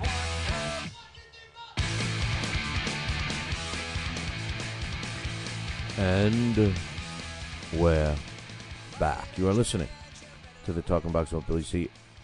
Yep. And you're watching this on the Fight Now television channel. If you don't have Fight Now on your sports channel lineup, you need to call your local television provider and tell them that you want it. That's right. You want it. And don't forget, every night is Fight Night on Fight Now, 10 p.m. Eastern Time. And you can find out all the information about the channel by visiting the website. Yeah, my man Murph just popped into the chat room, and he says, man, I'm surprised that there's a lot more talk about the card on Saturday night on Showtime. It was a great card, and there's no question about it, at least what we got to see. And I don't know about Murphy's opinion. You know, we've been talking about Victor Ortiz this morning. I don't think we should be critical of the kid. I really don't. And I do think we should be critical of Antonio Tarver, however. You know, he's got the option of having the B sample tested. Now, here's the thing that bothers me about the A and B samples. If you test positive on the A sample, they don't automatically go to the B sample. Now, you would think, by definition, that the A and B sample are 2 samples of urine that are taken at the same time. But they're not. The A sample is the pre-fight, and the B sample is the post-fight. So there's a very good chance that, you know, if there was a trace of performance-enhancing drug, and again, this is just me making an assumption because I am not a Gabe Montoya or a Given Quality or any of these other experts on performance-enhancing drugs. I really know nothing about it. But I'm thinking that, you know, with some of these traces, and we never were told how much of a performance-enhancing drug was discovered in Antonio Margarito's urine sample. But, you know, isn't it conceivable anyway? Let me put it that way. Is it conceivable to you that if a fighter fights 10, 12 rounds of fighting and he's sweating and, you know, he's you know, losing more fluids, he's drinking fluids, is it conceivable that second sample would test clean? Now, what I'm told is that, you know, that they look for other stuff in the second sample, and that's why they do it post. Like the pre-urine sample, they're looking for, I guess, performance-enhancing drugs or whatever, and then the post-urine sample, which is the B, they're looking for other drugs, you know, like weed and cocaine and heroin, or you know, which always makes me laugh because, you know, if a guy smokes a joint or takes a down, a painkiller, or I've never heard anybody, I just threw in heroin, but if a fighter tests positive for heroin or something, I mean, and then they suspend him, I mean, you know, how does smoking marijuana help a fighter in a fight? I mean, it's just it's tough. It's tough. But nonetheless, this is crazy. You know, they asked Latif Coyote his thoughts. He says maybe that explains why he seemed to get stronger in the second half of the fight. You know, taking the opportunity to you know, basically make an excuse why he got weaker. You know, Gary Shaw made a statement following this, saying how bad it is for the sport, that it's a black eye for the whole sport, and you know, he's pulling for a no contest for this fight. You know, so we'll have to wait and see. And then Danny Green gets in the whole mix, and he starts saying, you know, I thought it was strange. We were touring the country together, and he was, you know, well over the cruiserweight limit. He looked out of shape.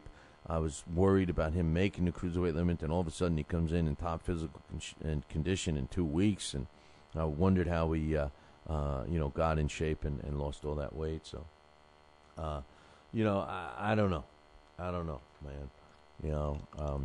Murph agrees with me that this whole Antonio Tarver thing pisses us off. And, the reason is that he seemed to have thrown away, because let's face it, in case you're wondering why he wasn't on the Showtime broadcast Saturday night, is because they pulled him. He was scheduled to do it, and they pulled him.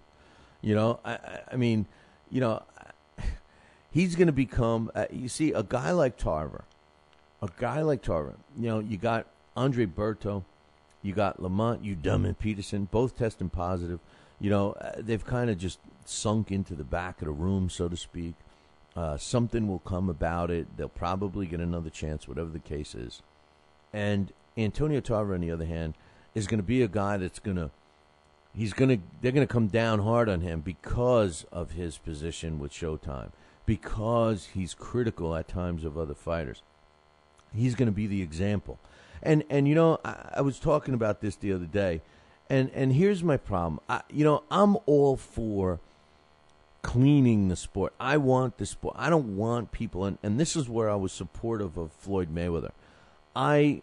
Although I was disagreeing with him in the beginning, and my thought process was not because I disagreed with fighters fighting under the influence of performance-enhancing drugs. My point was who the hell is Floyd Mayweather to order these tests when the commissions did not? So now the burden seems to be on, and thanks to Floyd Mayweather, the burden has to fall on the commissions now. And the commissions have to look out for performance-enhancing drugs in the sport of boxing. But it goes deeper than that. We can't expect them to all of a sudden start testing and then criticize the first handful or 2 handfuls or whatever of fighters that are testing positive because we haven't defined what we're looking for yet. I think it was somebody on this show, and I think it was Alex. And if I'm wrong, my man Alex P., I apologize. But I think he said that he felt that a guy like Victor Conte is good for boxing because in his mind, and Alex has a clean mind, he thinks that Victor Conte was found guilty in the Balco scandal and now has cleaned up his act, did his time, paid his debt to society, and now he's good. He's looking out for the good of it. I think like a criminal. I think like, no, a guy like Victor Conte, you're going to hire him to help you beat the system because he knows how to beat the system. He knows what they're looking for. He knows how to whip up a batch of PEDs that are going to get by the test. And those kinds of guys, the Victor Contes of the performance-enhancing drug world, they know that these performance-enhancing drugs are designer. In other words, by the time a organization tests for a specific performance-enhancing drug, a good chemist, so to speak, can whip up another batch that falls underneath the test. Now, this is where the Olympic testing is much better than the approved and approved substances and banned substance list. In the major organizations like the NFL and NBA and what have you, they have a list of banned substances. So therefore, anything that's been detected or anything that has been proven to be illegal is on the banned side. So when they test their athletes and one of those banned substances come up, then you will hear, they tested positive for a banned substance. That doesn't mean there wasn't anything in their system. It just wasn't on the banned list. That's where a guy like Victor Conte is helpful to those kinds of people. With the Olympic testing, from what I understand, and from these 2 organizations that do it, they're testing for anything that's in the system. And they're giving you a report of anything that's in your system, whether it be things that are good or bad, including deficiency in iron, deficiencies in other areas that may help the athlete stay on track. So I think we are onto something. But to dive into it without properly educating the fighters and their trainers and the nutritionists and everything else is a mistake, because there very well could have been and unknowingly, and a mistake that was innocent, an innocent mistake made by fighters like Andre Berto and in this case Antonio Tarver, because these are two guys that insisted upon having the tests. They're the ones that were advocate for the test. Now, Lamont, you dummy, Peterson was a dummy because he turned around and admitted that he was on it, for the first fight.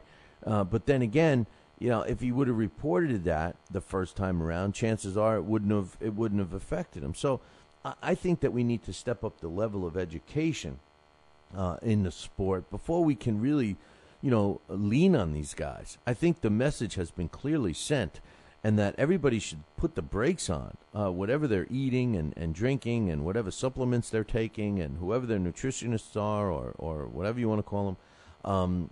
I think the brakes now have to be, put on. When you have three major high-profile fighters like Lamont Peterson, Andre Berto, and now Antonio Tarver, all test positive and all predominantly agreeing to taking these tests, and then all of a sudden like, I tested positive? And whether they're trying to win an Academy Award or whether they're legitimately surprised, I mean, come on. I think it's obvious that we need to educate these guys, So, anyway. The bottom line here is Murphy's giving me some appointments. He says, he was lethargic that night. I totally agree. He not only lost what he's left over his struggling career, but now Showtime announcing, him losing his gig was a big loss. They can't possibly have him on air as long as this is hanging over his head. He just pissed away his long-term career, which I agree with him.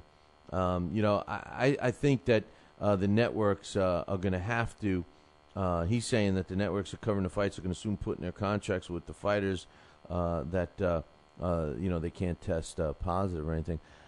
I think the way in which we're watching fights and everything has to change. The whole criticism which has come from me for a long time about CompuBox stats and whatever else you want to call them. We cannot base our commentary on CompuBox stats. We cannot, Senator McCain for taking CompuBox stats, which are subjective statistics, into the Congress or wherever the hell he took them, and is using that as an example of poor judging, was ludicrous, in my opinion. Statistics for baseball, statistics for football, statistics for basketball, they're cut and dry, yes and no, on and off statistics. You're up 5 times, you're up 10 times, you get 5 hits, you're batting, 500. You're up 5 times, you get 5 hits, you're batting 1,000. That's cut and dry mathematical statistics. You're in football, you throw 5 passes, you complete 4. That's a statistic. Cut and dry. When it comes to boxing, I think you landed that punch. I score it as a land. Murphy, he thinks you missed that punch. He scores it as a miss. I score it as a power shot. He scores it as a jab. Who's right? I don't know. I think I'm right. I'll argue with Murphy till the last breath I take that I'm right. He'll argue with me till the last breath he takes he's right. And that's called subjective. That's what makes our sport so interesting. That's what makes our sport a topic of conversation. That's what makes this whole show based on what it is. Because we talk about boxing as a subjective sport. But you can't take those statistics when they're being calculated and recorded by the same subjective opinion. It becomes a subjective statistic. So how can you base anything on it? You can talk about it. You can use it as an argument, for fun, but not as a statistic. Senator McCain, I'm sure his meaning and his thought process is for the good of boxing. He's clearly, and it's been recorded that he's a boxing fan. But you can't try to sell those stats that are taken by guys, in my opinion, that I don't even know if they're competent. That so-called writer, I'm not going to mention his name. He was on this show before. He put out a book. I honestly question his knowledge in boxing. I really do. I don't care what anybody says. I question his knowledge in boxing. I want to know where he knows, how he knows he's scoring a fight. Now, writing is different. When you write something, you're writing your opinion. And it could be it could be it doesn't have, it could be fictional. No, who cares? It could be fictional, it could be non-fictional, whatever. I question subjective. I question that guy if he's the one that's recording statistics.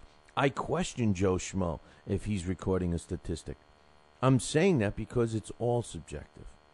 So you can't use those stats. Now, take the human element out of it, invent some kind of a sending and receiving device that will show when a punch is thrown, and then on the opponent show that it is landed, and you can record the effectiveness or how hard. There's got to be some kind of a gauge.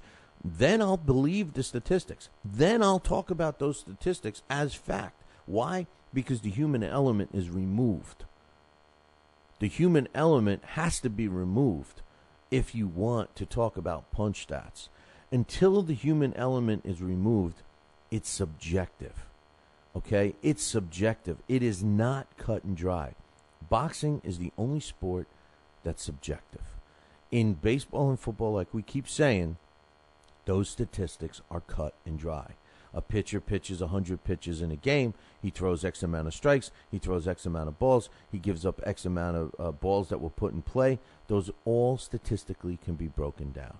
In a football game, it's the same thing. A quarterback throws so many passes. He completes so many. He gets 2 interceptions. He throws a couple of touchdowns.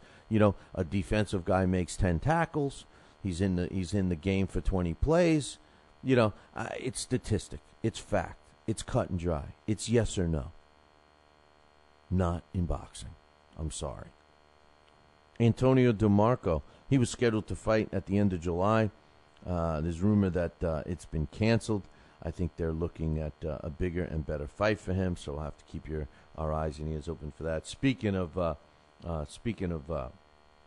testing, it was reported from Dickie Cole, who's the commissioner of Texas, the boxing commissioner out of Texas, that both results for Andy Lee and Julio Cesar Chavez Jr. have come back negative.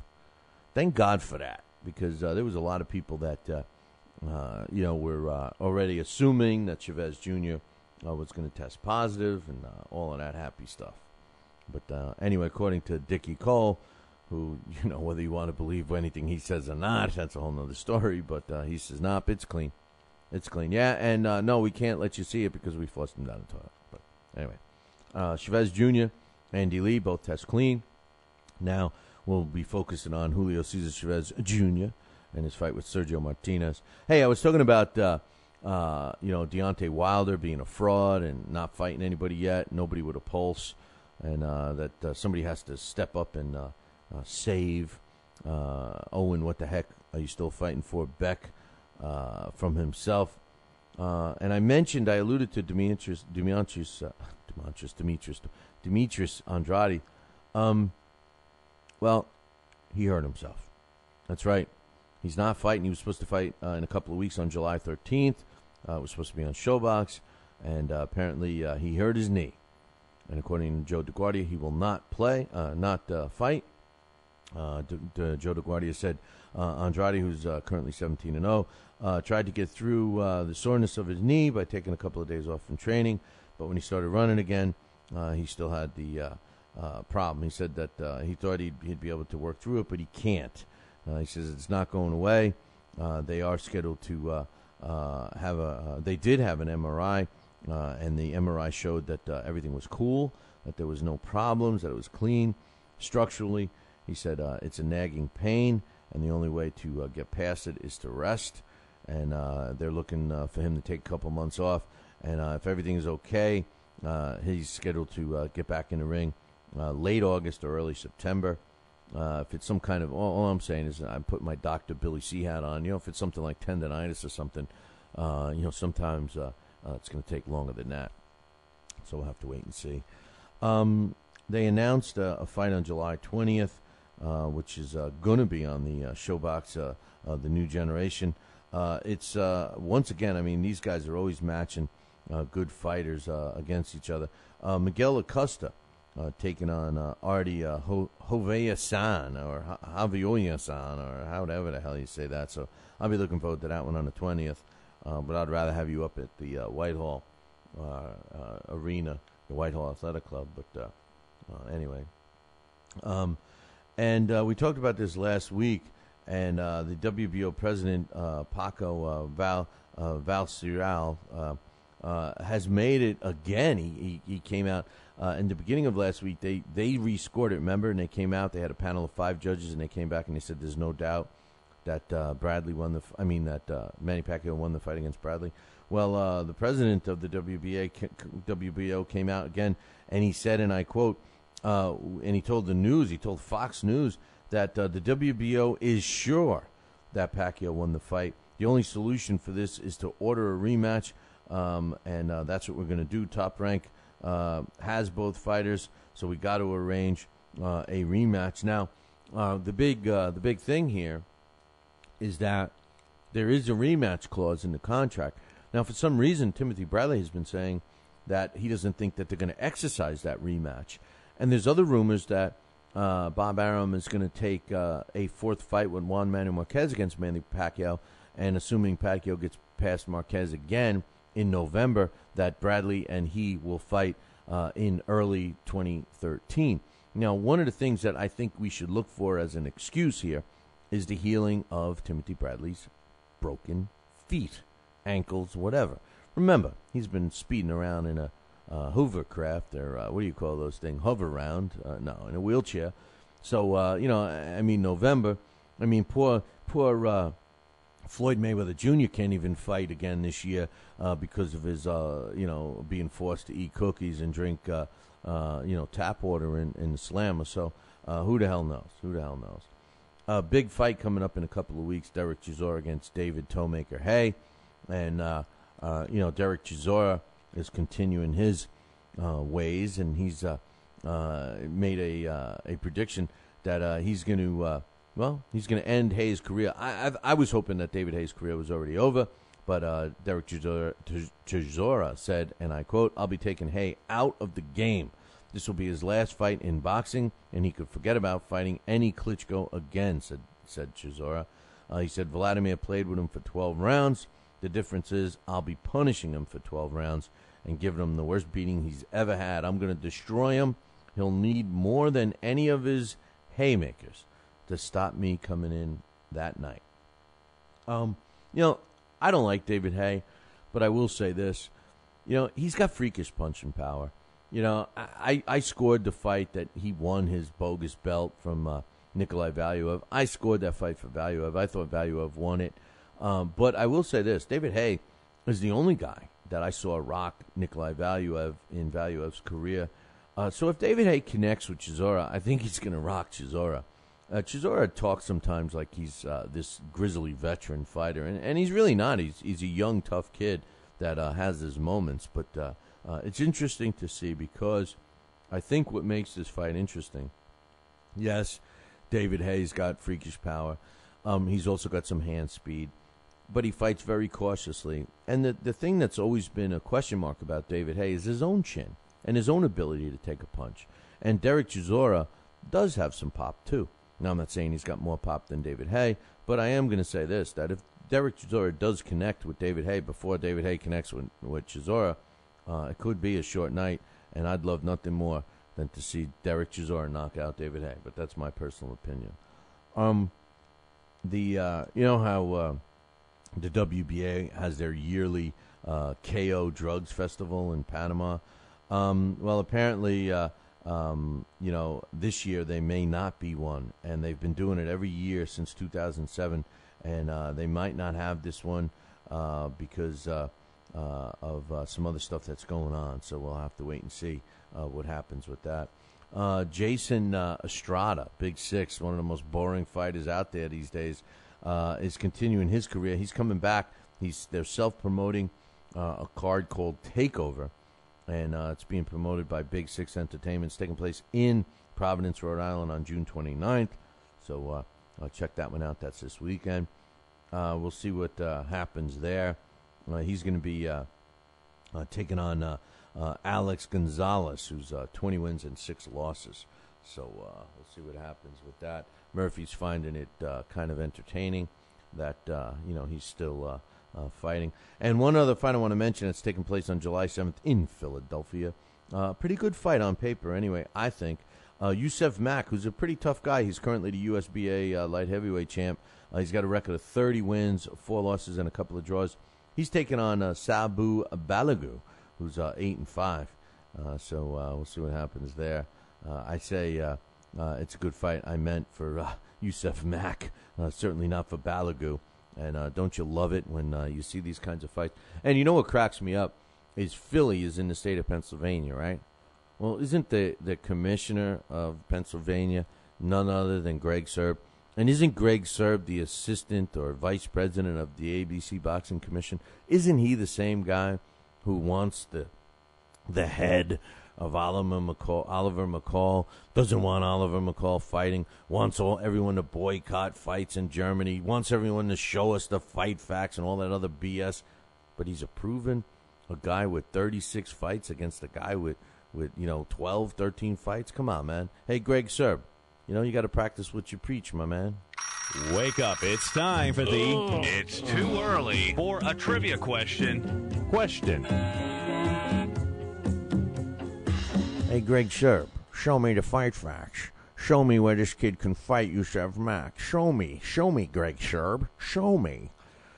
Today's It's Too Early for a Trivia question is being brought to us by Gleason's Gym. That's right.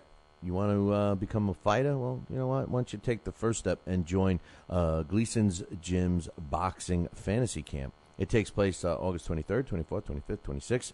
It's at a great resort in the Catskills. Visit our website, www.billycboxing.com. Click the Gleason's banner for all the information, or you can call Gleason's Gym directly, 718-797-2872. That's 718-797-2872.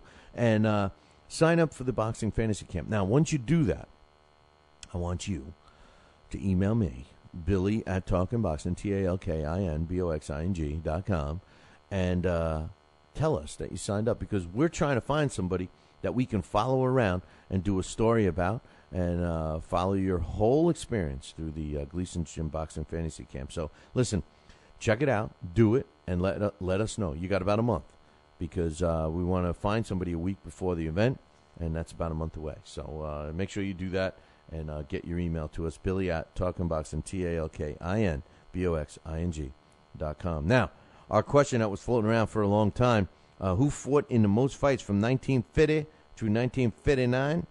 Well, we got a winner. That's right. We got a winner, and this winner came from a long way away. A long way away. Almost like from another world away. Hans Schultz. I see nothing. No, different Schultz. Hans Schultz from Frankfurt, Germany. He knew that Jimmy Martinez had 152 fights between 1950 and 1959. Jimmy Martinez had 152 fights between 1950 and 1959. Congratulations to Hans Schultz from Frankfurt, Germany. I am sending him his very own copy of the Title Bout Championship computer game and a collector's edition of the Rocky Marciano knocking out Jersey Joe Walcott phone card, courtesy of Pugilistica.com. So congratulations to Hans Schultz. Now, today's It's Too Early for a Trivia question is, well, take a guess. Let me give you a hint. Another copy of the Title Bout Championship computer game, worth about $40, is on the line. You can read about that simulation game by visiting our website, www.billycboxing.com. And on the left-hand side, you see the banner for Title Bout. Click it. Tell you all about the game. It's worth about $40. And it's yours if you're the first one that knows who fought in the most fights from 1960 through 1969. You see this progression, right? You see what we're getting at, right? Who fought in the most fights from 1960 through 1969? If you know that answer and you're the first one, you're going to win a copy of the championship computer game. Email me, Billy at TalkinBoxing, TalkinBoxing.com. Who fought in the most fights from 1960 through 1969? Good luck to everybody on that one. This day in boxing history.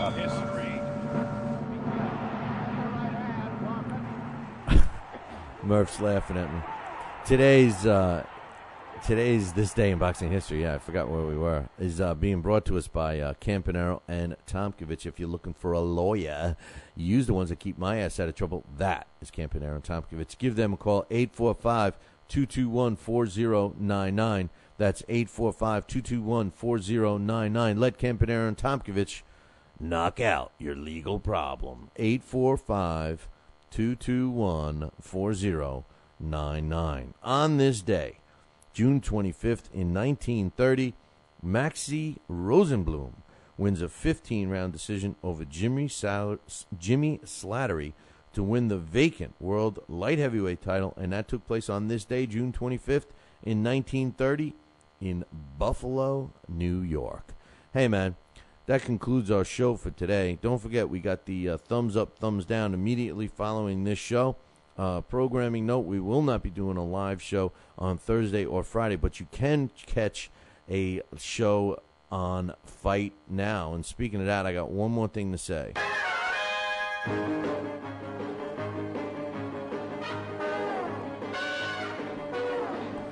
Make sure you tune in tomorrow, same bat time, same bat channel.